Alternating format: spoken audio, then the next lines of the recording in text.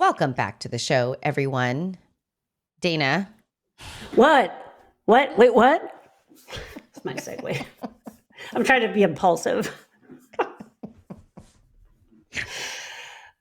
Go ahead, start talking so I can cut you off. What are you impulsive? It's funny. Sorry. We did get the feedback from a listener that was like, "Oh, can you guys not? Yeah, can you guys not interrupt each other?"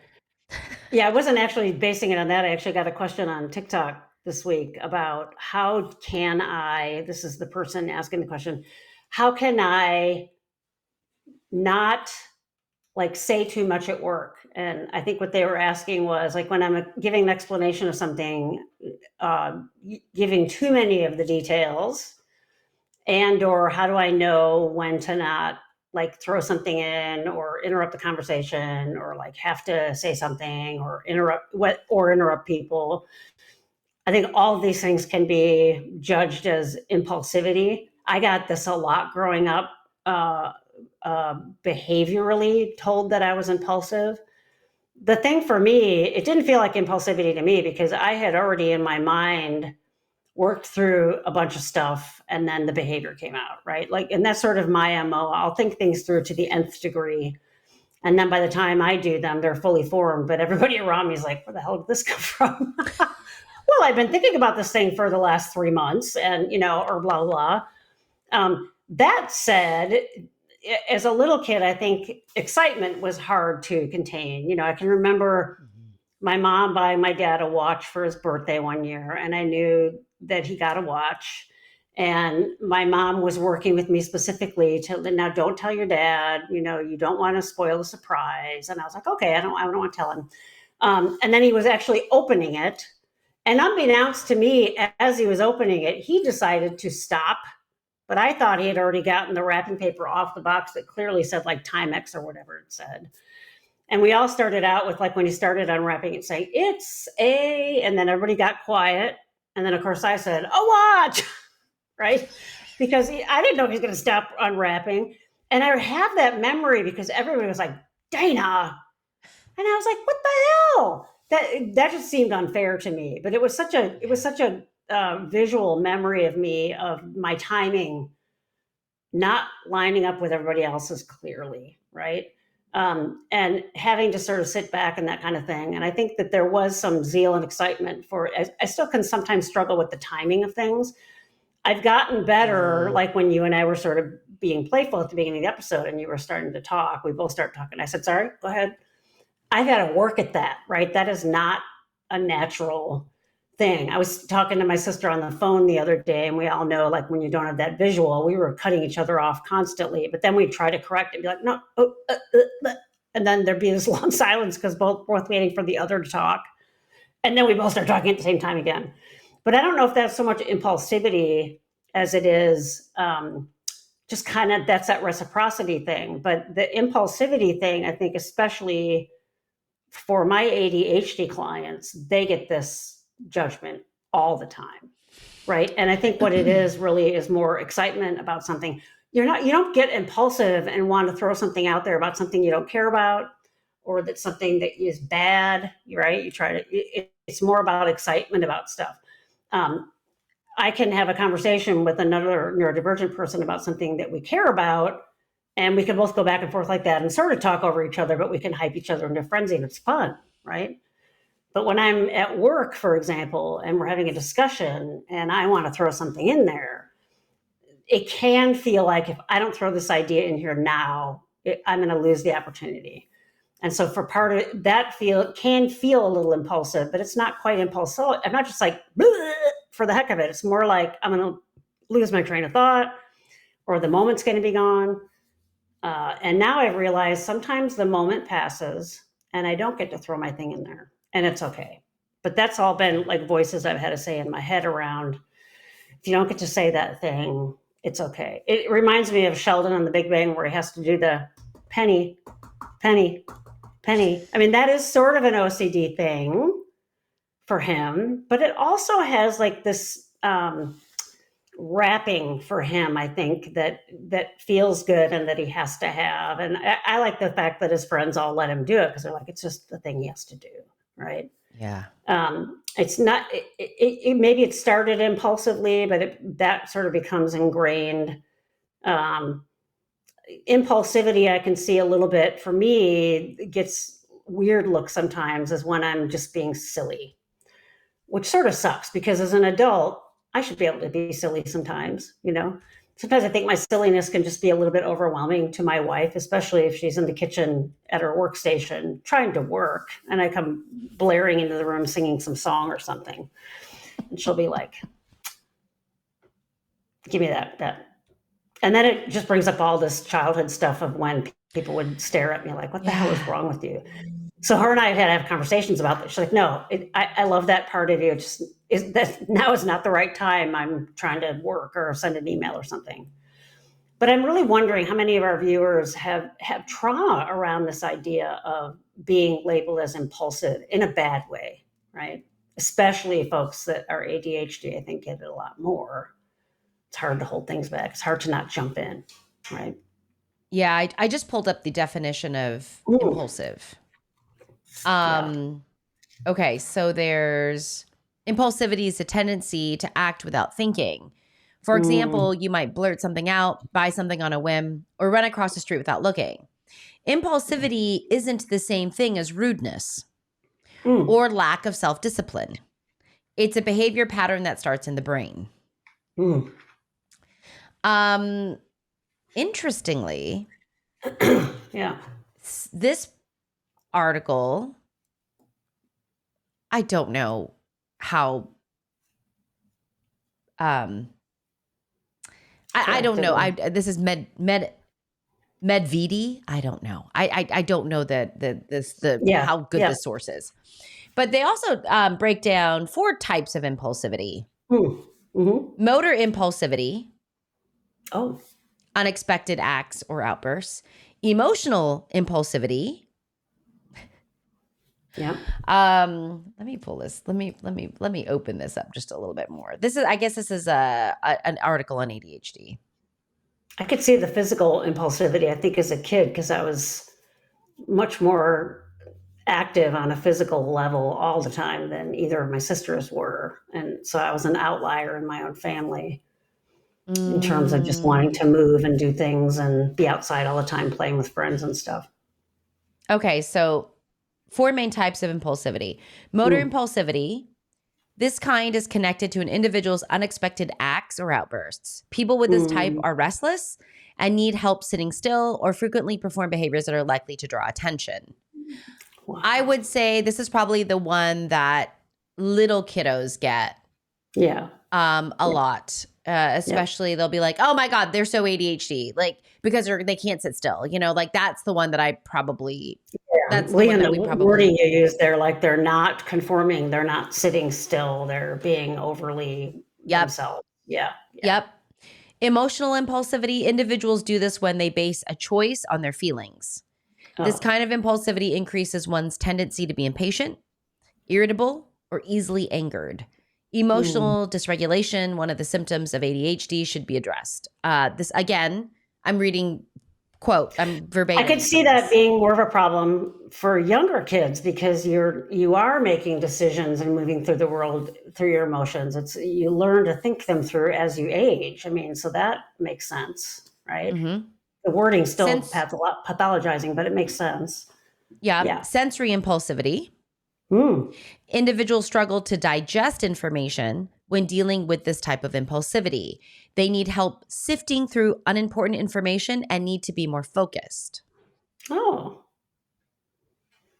How do you know what's superfluous or not? So that one actually, I kind of actually like that implies it's describing more what the problem is in terms of like, I can't sort through discrete from indiscreet and help me figure that out. And that can just be sort of that frustration can come up and makes sense. Interesting. Cognitive impulsivity. Yeah. typically entails a lack of clarity of thought or attention to detail. It Mm. also makes a person more likely to act hastily, act without thinking, or forget things, all of which might lead to future issues. Yeah, that acting hasty without thinking, I think, is key to why I always felt mislabeled, because I was thinking things through ahead of time. I wasn't doing things in haste. I had planned them, but to the outsider, it looked like it was just coming up out of nowhere, right? I think my Mm-hmm. therapist maybe helped me figure that one out, that you do a lot of this internal, you're not an external processor. So when it comes out, people in your life are surprised that it's fully formed and that they don't know you've been doing all this internal. Even as a kid, I remember spending hours and hours and hours thinking about a thing, right? Which being a good neurodivergent, totally super hyper focused on something. Yeah. Mm-hmm. That motor one, I think you get a lot of kids in school, like you said, especially ADHD kids, who have a hard time sitting still.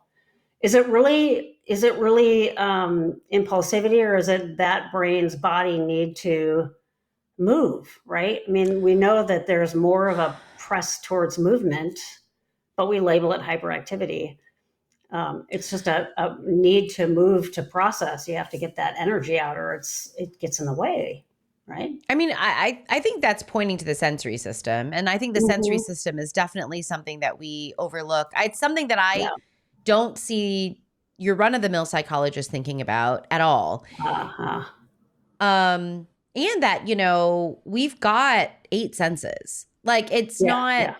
it's Yeah. not our just hearing, seeing, tasting, smelling, touching sense. Hmm. It's Hmm. our proprioception and our vestibular and our Yep. interoception that I think is where the hidden stuff lies. Ah, yeah. Yeah. So I've got a lot of, I don't work with kids anymore, but when I did, they're sensory seeking, Yeah. meaning I need more input in order to know what to do with my body. That Yeah. was Yeah. often misinterpreted as impulsive. Yeah, I could see that. Yeah. Whereas it really is just a different neurology needing to be able to have that vent of moving more. Mm-hmm. A niece of mine, who felt strongly about sending her kids to a Montessori school. Now, these are her kids, are not ones that were sort of fit what we're talking about here. Mm-hmm. But point being, there was what she loved about it is kids were not just sitting at a desk all day. They were moving around, they were doing things, they were going outside, they were doing art projects, they were, and she's like, they're kids. How can my 6-year-old be expected to sit at a table all day? They're 6. I mean, when you think about that, that's insane. Yeah. You know what I love about the Montessori format is that not only does it reflect, I think, develop more appropriately developmentally what kids are Yeah. supposed to be doing at that time, Yeah. it empowers children with choice. Yeah. Yeah. So they get to choose, wow, these here are the options for math based things. Yeah. I can choose which one I want to do. And I move into those things, right? And so there's this kind of inherent early exposure to self-management, self-awareness, self-management, Yeah. self-awareness, Yeah. self-management, which I Yeah. just don't, I wish we had Yeah. more Yeah. of. That's Again, so not for true. everybody. Yeah. Not for everybody. Montessori's not for everybody, but Right. I True. do like it developmentally in general. I like what you're saying there. What popped into my head was like working through math problems as a kid, where it wasn't impulsivity, it was irritability, because it didn't make sense to me, having to show all your work. And I can remember my dad saying things like, "You're being too impulsive, just slow down." Like, duh, if I could slow down, I would, because this sucks. Yeah. It was really more about not focusing because I was irritated and I didn't like what we were doing, right? Versus something I was into. Man, I could spend days focusing on that, and it gets mislabeled as impulsive. Probably if you grabbed 100 people off the street and asked them for the word impulsive, whether it's a good thing or a bad thing, all of them would say it's bad. Yeah. It's not a word you think All, of that you think is like a good thing, right? and I think the other implication there, Dana, is that it's controllable. Right, which is so weird, because the impulse, I think nerve impulses, they're not controllable. It's an Mhm. impulse. It happens on its Mhm. own, right? Especially if we're Mhm. talking about neurology. Mhm. Neurons fire. They're not sitting there thinking, should I fire? If they get stimulated enough, they go, right? Which, Mhm. yeah, so interesting. It's really and that's really interesting to me. Impulsivity is not controlled. You Yeah. can develop mental cognitive muscles, To hold it. Yeah, for sure. Yeah. Yeah. right? Kind of Yeah. install a pause button or Right. install Right. a slow-mo or something like you can Yeah. install those tools. Yes. Yeah. The brain out of the gate is not wired for that. Like No. that brain in particular. Right. And that I think the other thing too is we forget that impulsivity, or I don't know, I would look at it as like we would need a braking system. Like if we thought about the analogy of a car, Yeah. the braking system of the brain really is a frontal lobe, Yeah. Yeah. you know, task. Yeah. Not that I'm not trying to be so isolation based like in the brain, but we just know it is a frontal lobe, meaning a very human uh, kind of skill or behavior. And those frontal lobes don't come into full development until your mid 20s. Yeah. So, we Yeah. don't expect children. This is why teenagers, they're quite impulsive just developmentally. Right. Right. Right. Um, And they go through, it can look like they weren't impulsive for a while and then get impulsive again because yeah. the other driving forces are bigger than what their frontal lobes can handle. But Yeah. that reminds me of, like, there can be different ways to look at that. It can literally be telling yourself, okay, hold it back, don't say anything. Yeah. If it was to the point of this person asking, how do I not talk in meetings?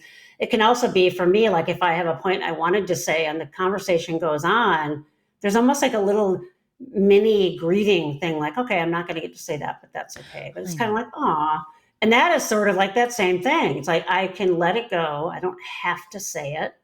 It kind Yeah. of sucks, but it's okay. I'm not going to die if I don't say it. And that whole thing took a process. And that's a higher order frontal lobe thinking process that you're not going to have when you're 5, right? Can't No, figure and that out. sometimes you don't even have as a teenager. Right. I mean, this is Exactly. why this is why car insurance is so high. Like speaking Right.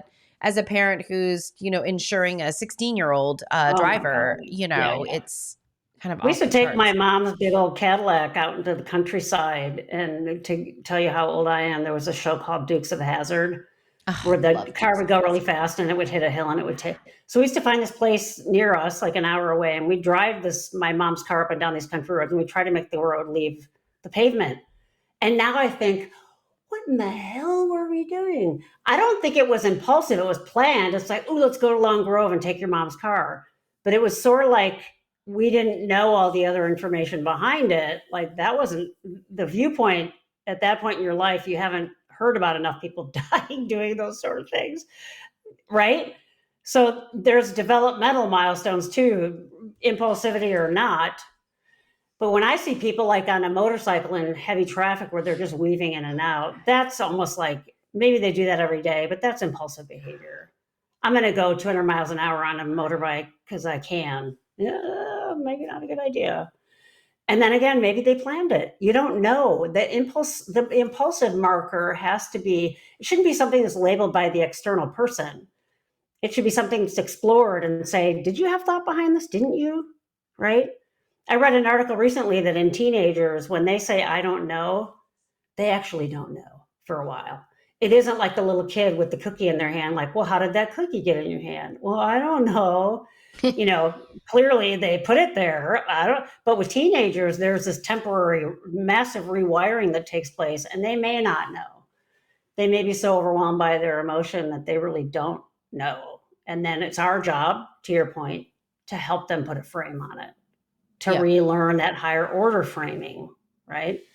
Yeah. They have the kind of concrete thinking of a little kid, the framing, but it gets more complicated as you get into teen years and the world gets bigger and relationships get more complicated. And you need some help now getting a handle on those things, right? Yeah, and demands are higher, right? Like the Right. demands are changing, they're That's right. higher. You're Yep. kind of getting ready for some, big life transitions, Yeah. right? Yeah. And that depends on how big the message is that helps you get a hold on impulsivity. I also read something recently that showed that things like teen STDs and teen pregnancies are starting to be at an all-time low since they've been tracking them. And it was a huge problem when I was in high school, but that was the beginning of when they were like, think. And of course, then the AIDS epidemic really made people think, like, don't be impulsive, don't be impulsive. So there's these huge messages all the time from the very beginning, don't be impulsive, don't be impulsive. And then you see it have an effect, but that's almost like a culturally mandated, don't be impulsive, right? It takes a lot to get it in there. It's just one example of how easy it is to not hear the message in any given point in time. Yeah. I think well, as psychologists, Dana, like, we know that if someone is struggling, or they've got any kind of markers for self-harm or anything, impulsivity is a huge risk factor. Like, right. Yes. we think a lot about that. And that, again, is not because the person woke up in the morning and is like, how am I going to do all these things to screw myself today? Right. Right. And so what I struggle with too is a lot of times the ability to put a braking system or install a braking system is a cognitive task. Yeah. So and has you do need times help. and situations and parts of your life that's going to be much harder than others. Yeah, absolutely. Yeah. I'm thinking like teenage years. It's like when they teach you to drive and they have those cars with the teacher also has the brakes. And, it's sort of like you need that person next to you just in case, right? It's a vulnerable time. They still have those. I know. Yeah. Yep. They still have those. My when my daughter was doing her driver's training, because there's 6 hours, you have to do that for 6 hours. If you're under 18 in California, you have to do behind the wheel training with someone that's not your parent or someone that's not that someone.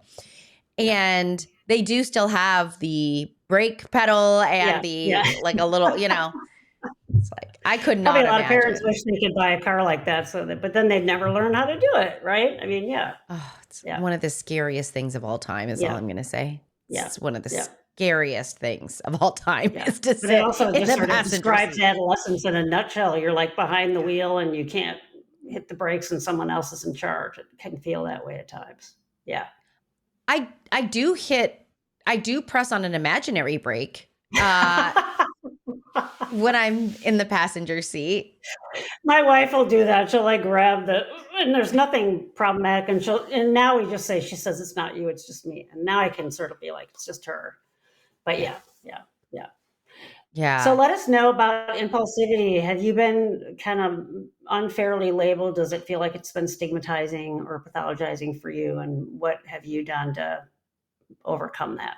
Be curious to know. Yeah. And maybe also add, maybe you are impulsive.